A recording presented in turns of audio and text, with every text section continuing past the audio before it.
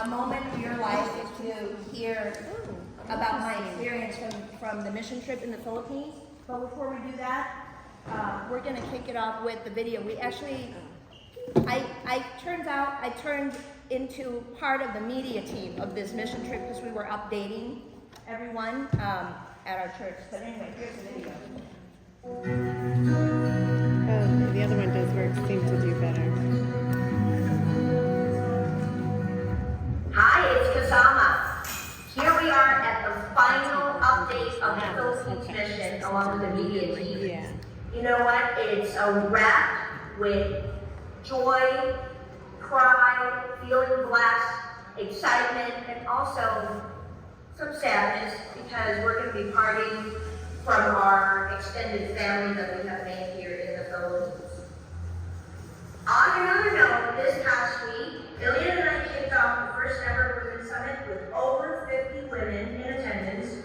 We talked about what it would be when you surrender to God's plan and develop your skills, align yourself with great mentors, and be courageously doing the necessary work. There were smiles, tears, hugs, and heartfelt gratitude from our attendees. Our message hit home for many of the ladies. The general feedback is that they want a longer summit and more speakers. Praise God. We also gave gift bags of journal, pen, jewelry, and cosmetics. It was confirmed there is a real need for the women to continue to grow through personal development. On Easter Sunday, we collectively attended 5 services. We attended 2 more church services. One church grew from a small garage to an unfinished building. Their faith was definitely stronger than their fear. It has truly been God's grace to think that one family started this mission in 1977. It is clear that this is an important mission, evident by the transformational growth from new churches that have started and new pastors that continue to improve on churches. And I am so proud that North Hills has been the sponsor of this mission. There are 4 projects in the works to improve on this campus and the work here. First project is the water well. Project 2, the Bible Pie Project with English and Ilocano translation. Project 3, building renovation project. Project 4, a second passenger van. While we were here, some of our mission team members have chosen to support the Well Project to supply enough water for future conferences. Praise God. By the time you're watching this, we'll be in the air coming home. We ask that you pray for our group with a safe trip home and pray a prayer of thanksgiving and celebration of a completion of the mission trip. Thank you.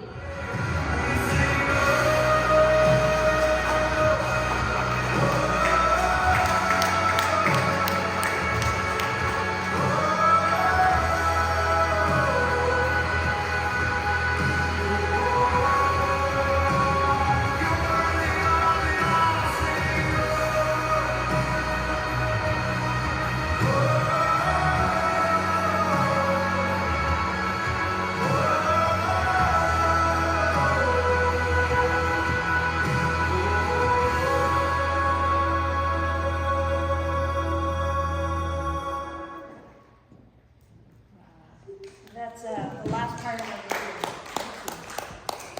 video. So first of all, I just want to preface, this is not a church preaching conversation, okay? It's a mission trip, as you would imagine, as most churches would sponsor. It's something that it's originated, and it's part of the faith that you're a part of. So that was part of what I felt put on my heart to do. I had never been to the Philippines. I'm not Filipino. I had never been on a mission trip. I heard it's rough, because that was not a vacation. You didn't see most of the rough parts. And I'm going to be telling you, but I put some slides together because I felt like I needed to come back and reflect on this. Can you guys hear me okay? Yeah. Okay. I wanted to reflect on how it has affected me and I knew that something shifted inside of me And I came back and I was blessed and slammed with work that, everything was in a backlog for almost 3 weeks. I was gone for 18 days. My poor husband was holding down the fort going, you know what, 3 days, a long time for you to be gone. 3 weeks is a long time for you to be gone. So I just came back and really just trying to get caught up. You know how you take a vacation, you come back and you need a vacation so that you can actually go back? Yes, you need a vacation from a vacation. And this wasn't even a vacation, so I really needed to be still for a moment, and then with the jet lag and all. But I put some fun slides together to kind of tell you a story of what I experienced. And I wanted to share with you because this group, Serapimus, had been a big part of the donation. If you remember that before I left, I asked if you would support either by dropping off gently used clothes, fresh underwear, fresh socks, or anything that they could use there. And this is me not knowing, right? It was just, I was told that was what was needed. And it was overwhelming how much stuff was dropped off at my front door, and it was mostly from this club.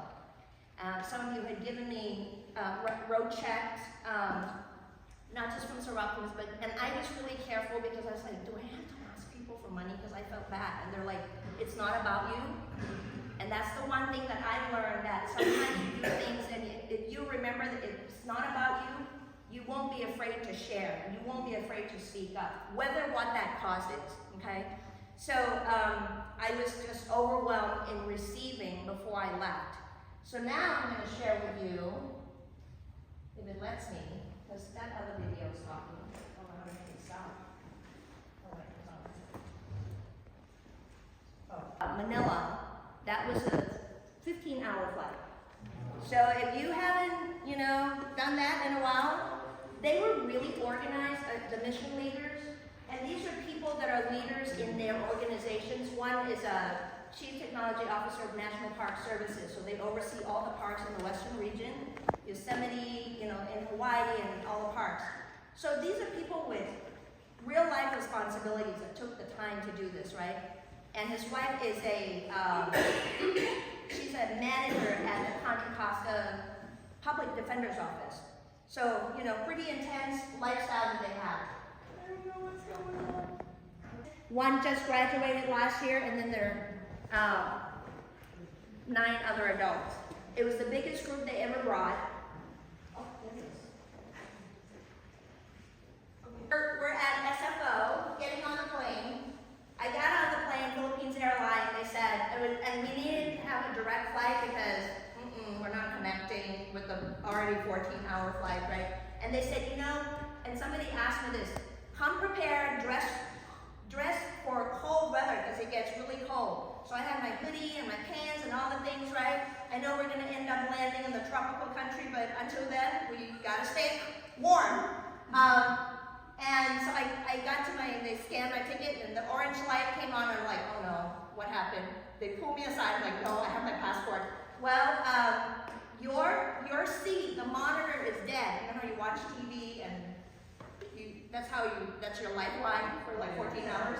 Would you like to move? I said, yes, please. So whoever I was sitting with the group, I'm not sitting with them. I need my television. So they moved me, so I ended up with actually our other group, but I was assigned with the girls, but I ended up sitting with the boys, which was totally fine. And then this is actually, you can't see. These girls are my roommate. Yeah, I roomed with a teenager. And they were really good. They were really good. I mean, they were talking. I had the other travel tip, I had my earplugs and eye mask. So I was in my own little world, and I was like, whatever, because I needed my sleep. When you're young, it's one thing to not have enough sleep. When you're older, you need all the sleep you can get, right? And this is when we were waiting for the connecting flight once we got to Manila to go to a walk, which was an hour and a half flight.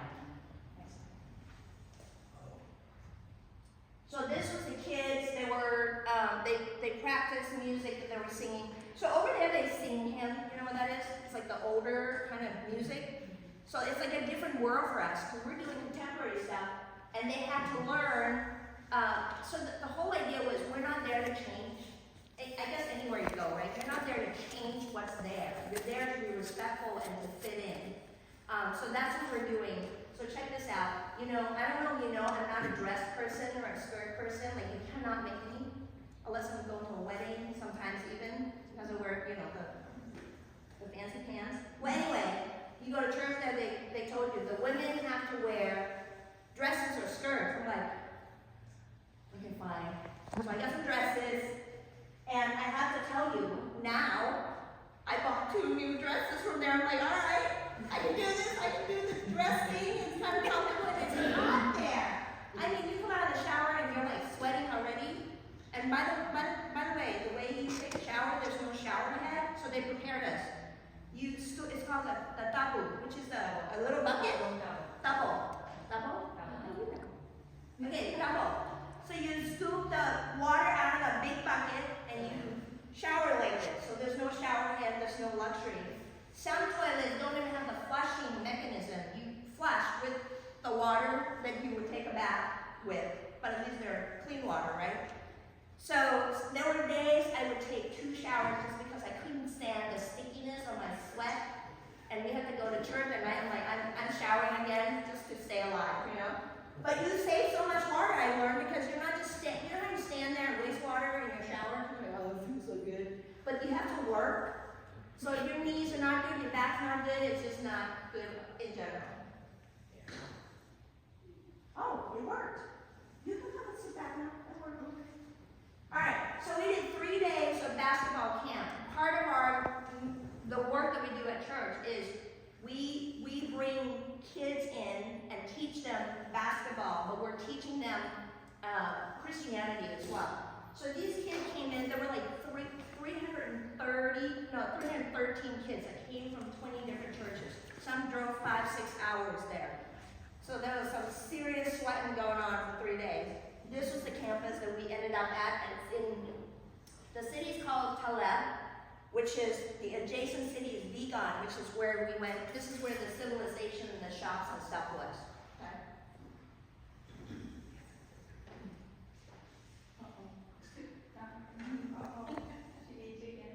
Pictures of that's the whole group of kids that came. And there was so much, what I learned is that there was so much gratitude, and there was so much, despite what they lacked, some of them didn't have shoes. Like, basketball players were playing with bare feet. And they were the good ones, the ones without shoes. I guess they adapted. They didn't have a lot, but there was a lot of love, and there was a lot of appreciation. And, you know, they called everybody ma'am and sir, and just really politeness. So I thought this was cute because it was so hot. You know how men are too macho for fans? So we went into town and got those girly fans, and they were all hanging on to their fans, so I just had to snap a picture with them. And that's some of our students that were totally just blending and emerging and playing, like got into games and different groups with the local kids. So, just so you know what happened to the stuff that you donated, okay? So I bought this military bag. It was they made fun of my bag and they called it the body bag because it was so big.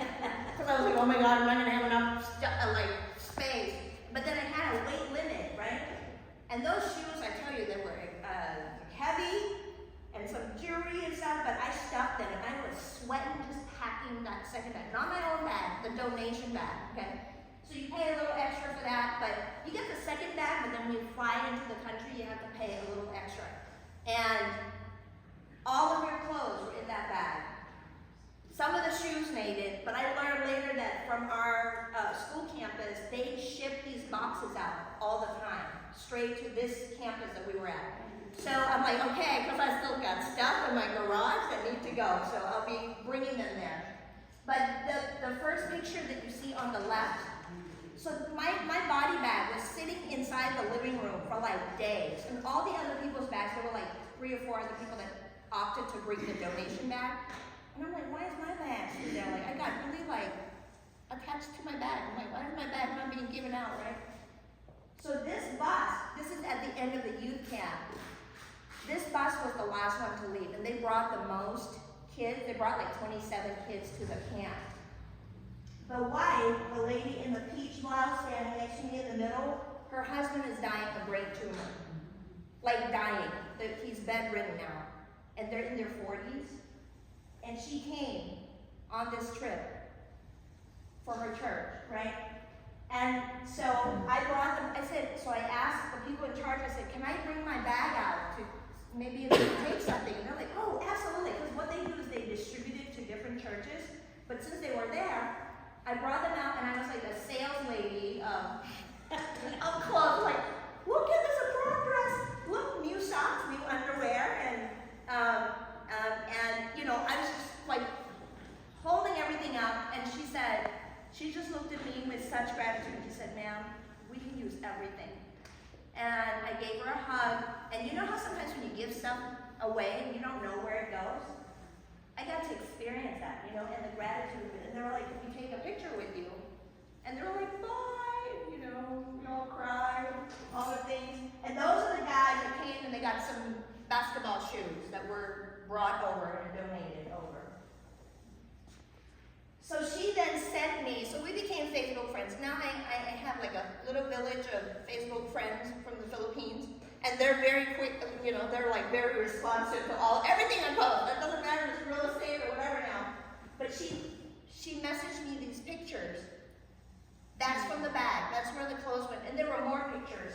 But she said, I just want you to know where they went, you know? And I said, is it okay for me to share this? She's like, please do, please share it. We want to thank you for our church really, you know, our 5.5 hours later, you know, she was able to give out the clothing items.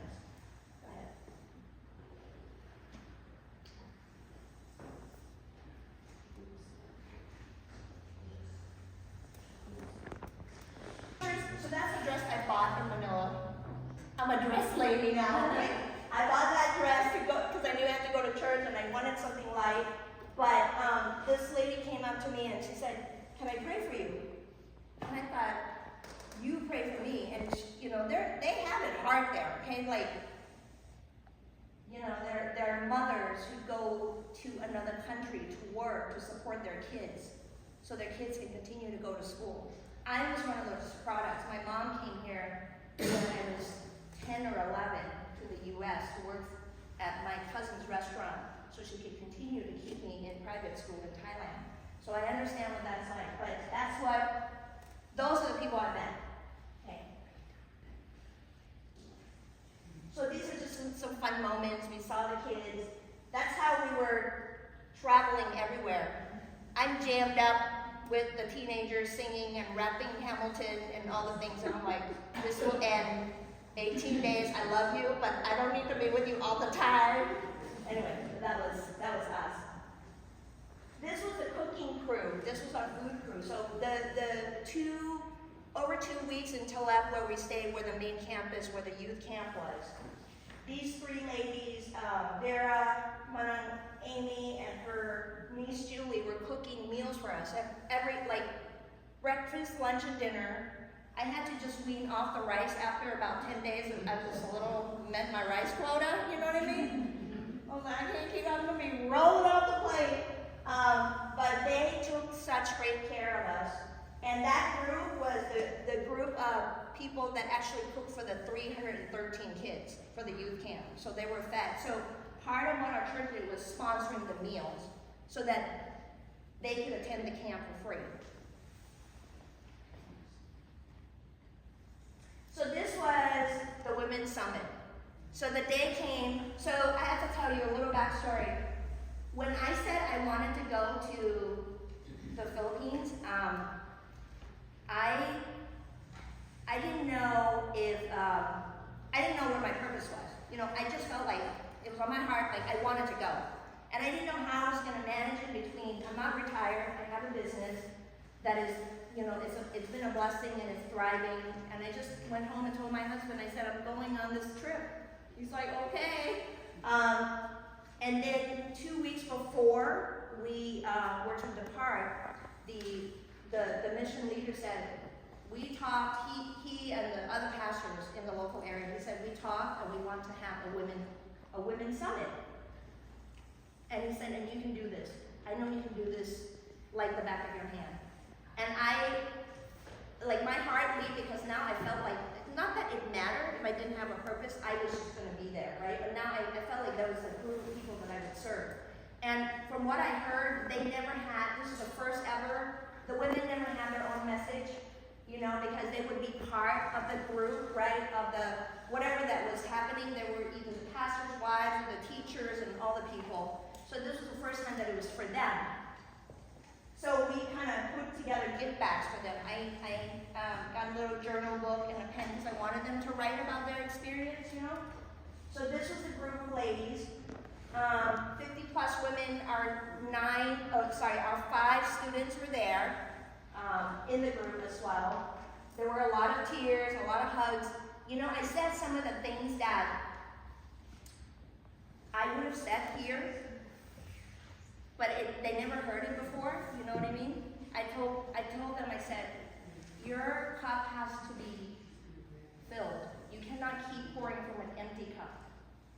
Eventually, you won't have anything left. And I said a few other things to them. I talked about being mentored, finding people that you could learn from. And at the end, some of them came up to me and hugged me like as if we had known each other. And they said, you spoke to me. Yeah. I didn't know their story. But women are women, you know what I mean? It doesn't matter where. And, sorry. It was just, blessings work both ways, right?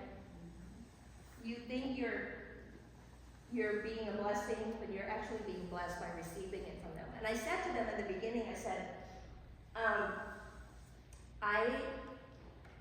if I touch one of you, if I speak to one of you in the room, I've done my job.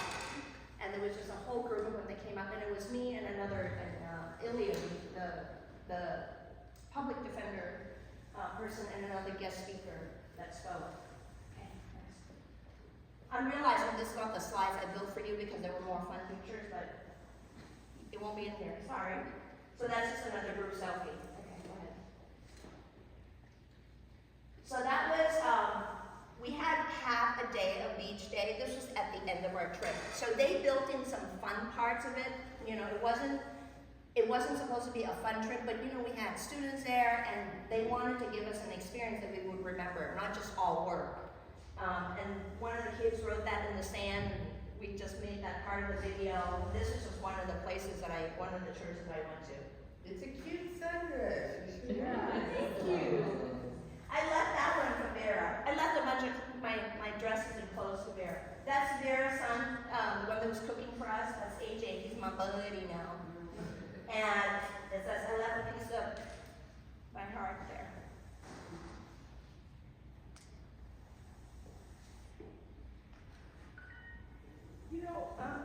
Sorry. Take a deep breath. Everybody breathe. Inhale love. I did this exercise too. Exhale hate. Inhale joy. Exhale anxiety. So we did this and they're like, that exercise was awesome. I found this a lot here. So I created this a while ago. So my company, Remax School, had asked me to do a training to the agents, via Zoom. And I wanted to leave people with something to remember. So I created this acronym, right? And it's spelled giver. G for gratitude. I for being intentional.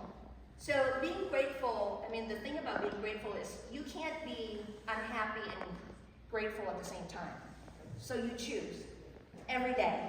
Things come at us, especially women, and men too, but women have a way of carrying more than what they should on their shoulders, and they don't, sometimes they don't take care of themselves. They don't put the oxygen mask on. So I have to choose to be grateful even when I'm not happy with what's happening, because when I'm grateful, it doesn't matter about the things that I don't have control over, right? And being intentional is being present. So when we were there, we didn't have, I purposely did not turn on, you can pay for international service, cell phone service. I'm like, well, I'm not gonna do that. So I would only get Wi-Fi at night or in the morning, and and that's when I would check and I would talk to my husband about business and, hey, how are you guys doing? Are you still alive? Love you, all the things, right? But everything is quick.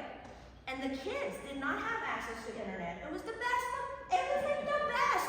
They were conversing, they were texting to each other, you know, because the phone, it's only good just to take pictures. So be intentional in wherever you are. Be present wherever you are. Don't miss what's right in front of you, right? Because of the busyness. And value, just be the person that adds value instead of taking value. Either a giver or a taker. The reason that I'm still here, I know it doesn't look like I do a lot here, but I was one of the founding board members because Kristen recruited me. There's so much heart in this room, and you please give yourselves a round of applause. I'm blessed to be with you. It's a choice to be here, isn't it? And this group has continued to do so much, pour so much into our city and the community, and it doesn't take people with skills, it just takes people with a lot of heart. Extraordinary. The difference between ordinary and extraordinary is just a little extra. Just a little extra. But most people don't bother because it's too much. They do the bare minimum and they go, well, you know what, I've done enough for the day, I'm checking out. And then the people who do extra are the ones that actually, I don't want to say stand out, but you actually recognize the people who do extra because there's a little bit more care in how you do things. You don't have to, but you do it. Whether it's in your work, whether it's in your life, whether it's in your community. There's a lot of extras in this room right now, okay? And being real. I told the women there, I said, don't try to be somebody that you're not. Don't try to fit in. Don't try to say the things that are right because you wonder, what are people going to say if I don't do this or if I don't do that? Be you. Just be real, and you know what? The right people are going to come to you. You're going to draw the certain people to you because you're in your own skin, and you're not pretending to be somebody else. I always say this to people, you know what? If you don't like me now, you're not going to like me next week. Because it's not going to get better. You know what I mean? What you see is what you get. And it's so much easier when you're not trying to be somebody because you don't have to try to remember what you said the last time, right? So just be you. All right, so go ahead. So this is the view, right? It's perspective. So that's what I wanted to share with you. My perspective was that I'm going to find beauty in all of this hardness. I'm going to find kindness and authenticity in all of this. So that was the view out of the window of that church. Remember the video that you saw? We walked there. We walked we didn't even know where the church was. And it used to be in the garage. So they finally got some money. So now they got the cinder blocks and the columns, right? But they don't have the windows or the doors yet. So we were walking to this building, and I'm like, where are we going? And they said, that's where they're gonna have the service. And you know what? Every church we went to, they would feed us great meals that they wouldn't feed their own family, you know? And that was the best meal. That was the one that had all the best meal. And when we got there, so the pastor's wife attended the women's summit. A lot of them were there. She had crochet flowers bouquet for each of the three of us as our gift. It was just I was overwhelmed with just the kindness, you know, the what they were willing to give. But that's that church. Okay, go ahead. So that's the building. So this building is falling apart. That's the campus that we were in, right? And me being in real estate, my eyes always look up. And I look for cracks, I look for dry rods and termites and, you know, things coming down. And we would sit in the little front area every day, and I would look at the ceilings going, oh my God, it's going to fall on our heads, right? And you know, I've done the school bond, and that's the kind of stuff, it's about safety, right? And it didn't feel safe, but it was okay. It was how they lived, and it's how people lived there, because that was all, you know, they were lucky if they had a toilet, even though it didn't flush. They just made it work, you know what I mean? So that was the top part where we would be sitting. So now I came back. So we had this long conversation because the friend of mine, and I'm just sharing this with you So please just listen from where I am. It's not an ask, it's not anything like that, but I wanted to tell you how it moved me. I said, and then they do this youth camp, hundreds of kids every year, and they had a lot of busted things at the building and all of that. And I said, you know what, I don't do fundraising. I don't like fundraising. But can I somehow be part of this? Like, our church needs to know, like, so they've been doing this for 15 years. People didn't even know what we were doing there until we started. So there was one person who was doing the video, and he volunteered to go there to document it. And then he said, Auntie, would you tell the story? I said, absolutely, right? So by the second video, I'm writing a script. I'm like, okay, there's more stuff that I need to say here, right? But, so we came back and we're telling the church the story of, you know, there are needs there. And there are people on the other side of the world that just want to do good work. You know, don't have a lot. It's really simple, their life. And when I came back, my church asked me to pray for our nation. It was just like a prayers night, national prayers night. And I thought it was so ironic because I just spent the last 3 weeks in another part of the world. And I came back and what came out of my mouth was, you know, we have so much here, and we fuss and we complain and we talk about all the things that we have too much of. When the other side of the world didn't even have shoes, they were excited to get a fresh pack of underwear. And they wish they had a third or half of what we have here, right? So that's the perspective when you go, and you can hear about it, you can see videos, until you experience it and you feel how tough it is to like be out of your comfort zone and to not be comfortable and to be hot all the time and to still find joy through all of that. It makes you realize how simplicity, you can really break it down here too. You know, so I've shifted in some ways where I look at things, and what my takeaway has been is I have less tolerance with complaints. I already didn't have a lot before I left, but now I recognize it. I'm like, you're not gonna lay that on me. I don't have room for that, right?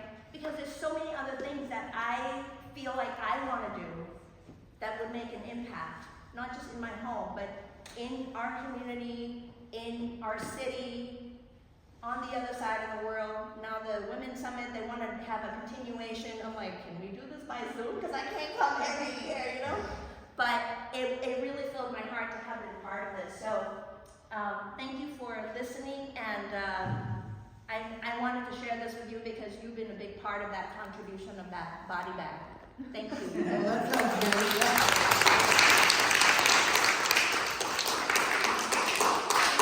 Questions? Yes. So what's next? Oh yeah. So what's next is that I'm somehow I'm going to work on that Women's Summit. There's going to be more of it. I don't know what